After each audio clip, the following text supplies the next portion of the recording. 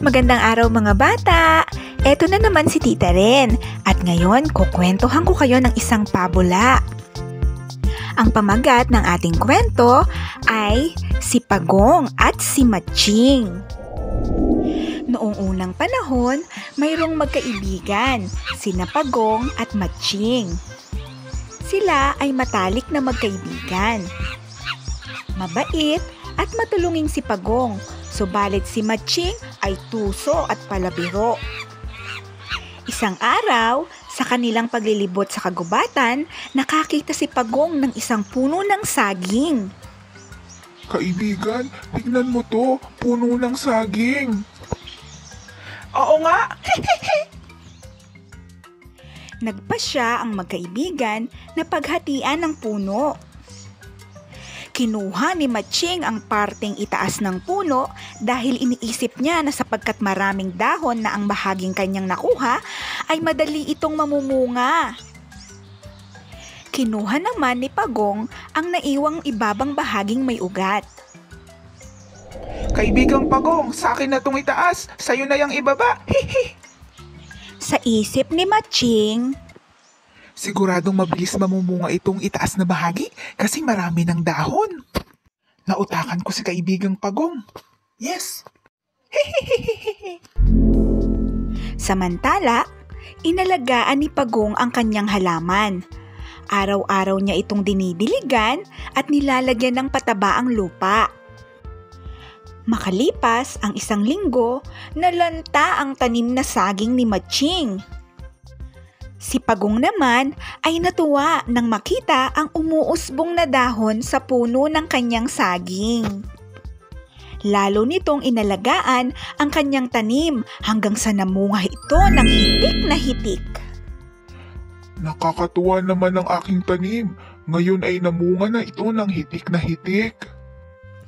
Samantala, nainggit si Matching nang makita ang bunga ng saging ng halaman ni Pagong. Di naglaon, nagyaya na si Matching na kainin na ang saging na tumubo sa puno ni Pagong. Kaibigang Pagong, tara kainin na natin yung bunga ng saging mo. Mukhang ang sarap. Sige kaibigan. Ngunit, hindi makakaakyat si Pagong sa puno. Kung kaya nangako si Matching na siya na lamang ang aakyat at lalaglagan na lamang niya ng bunga ng saging ang kaibigan. Kaibigang Pagong, ako na lang aakyat. Magaling naman akong umakyat. At pumayag naman si Pagong sa alok ng kaibigan. Sige kaibigang Matching. Dahil maliliit ang aking mga binte, mahihirapan akong umakyat. Ikaw na lamang ang umakyat. Laglagan mo na lang ako ng bunga. Subalit nang makarating si Matching sa taas ng puno, kinain niya lahat ng bunga nito. Wala itong itinira para kay Pagong. Nanatili sa taas ng puno si Matching at nakatulog ito sa sobrang kabusugan. Galit na galit si Pagong kay Matching sa ginawa nito sa kanya. Kung kaya, habang natutulog ito sa sobrang kabusugan, naglagay ng mga tinik sa ilalim ng puno si Pagong. Lalagyan ko nga ng tinik ang palibot ng puno ng saging para hindi makababa itong si Matching. Nang magising, si Matching ay nakita niya ang tinik kaya't humingi ito ng tulong kay Pagong. Kaibigang Pagong, tulungan mo ako. May mga tinik sa ibaba ng puno. Hindi ako makababa. Ngunit tumangging tumulong si Pagong at iniwan na lamang doon si Matching.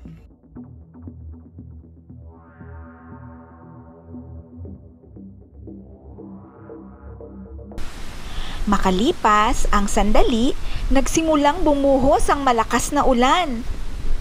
Walang nagawa si Matching kundi bumaba sa puno ng saging. Nasaktan ito sa mga tinik sa kanyang pagbaba, kaya nangako siya sa kanyang sarili, naggaganti siya kay Pagong. Aray! Aray! Aray! Aray! Lagot ka sa akin, Pagong. Gaganti ako. Kinabukasan, kahit mahapdi pa rin ang mga sugat ni Matching, ay hinanap niya si Pagong. Nakita niya itong naglalakad sa may kakahuyan. Kinuha ni Matching si Pagong at si Pagong ay takot na takot. Nagtanong si Pagong kung ano ang gagawin nito sa kanya. Kaibigang Matching, ano ang balak mong gawin sa akin? Tatagdarin kita ng pinong-pino. Huwag mo nga akong tinatawag na kaibigan. Hindi kita kaibigan.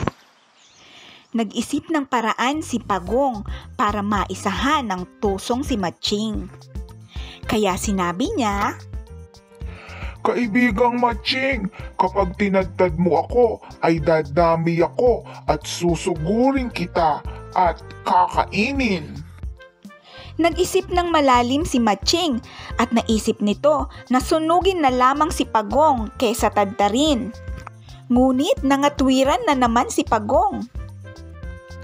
Kaibigang Matching, hindi ako tinatablan ng apoy. Nakita mo ba ang makapal at matibay kong bahay? Hindi ito tinatablan ng kahit na anong apoy. Kaya muling nag-isip si Matching hanggang sa maisipan niyang pumunta sa may ilog at doon na lamang itapon si Pagong. Lihim na natuwa si Pagong. Nagpanggap itong takot na takot sa ilog. Pagong, itatapon na lang kita sa ilog. Kaibigang Matching, huwag mo akong itapon sa ilog. Takot ako sa tubig. Parang awa mo na.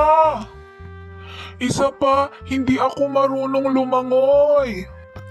Tuwang-tuwa si Matching sa pag-aakalang magagantihan na niya si Pagong.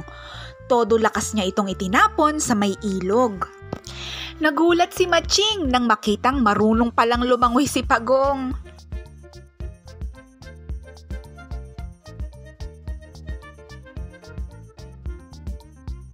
Ang bilis-bilis ng pagkilos ni Pagong sa tubig.